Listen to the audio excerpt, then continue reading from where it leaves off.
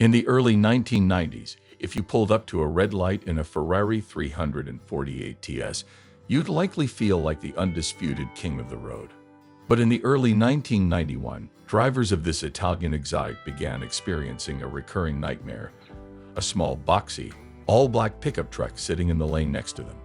When the light turned green, the Ferrari would scream, its mid-mounted V8 wailing, only to watch the tailgate of a GMC disappear into the distance.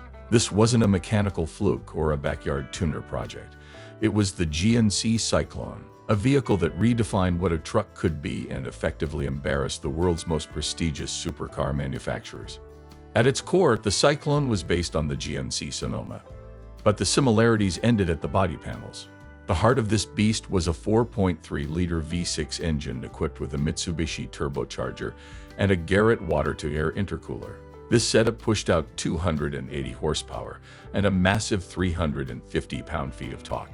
While those numbers might seem modest by today's standards, in 1991, they were astronomical for a vehicle of its size. However, power is useless if you can't get it to the pavement. And this is where the Syclone truly gained its supercar killer reputation. It featured a sophisticated all-wheel drive system borrowed from the GMC Safari van, splitting torque 35% to the front and 65% to the rear. This gave the truck a level of launch traction that rear-wheel drive supercars simply couldn't match. When Car and Driver famously pitted the Syclone against a Ferrari 348 in a drag race, the truck cleared the quarter mile in 14.1 seconds, while the Ferrari trailed behind at 14.5. The automotive world was stunned. A utility vehicle with a brick-like aerodynamic profile had just humbled the pride of Maranello. Driving a Syclone was a polarizing experience. Because it was lowered and fitted with heavy-duty suspension, it handled more like a sports car than a workhorse. It wore 16-inch Firestone Firehawk tires that gripped the asphalt with tenacity. However, this performance came at a cost to its identity as a truck. Because of the delicate drivetrain and the lowered ride height, GMC famously warned owners that the Syclone was not for off-roading and had a measly 500-pound payload capacity. In fact, towing was strictly forbidden. It was a pickup truck that couldn't actually do truck things, but no one who owned one cared.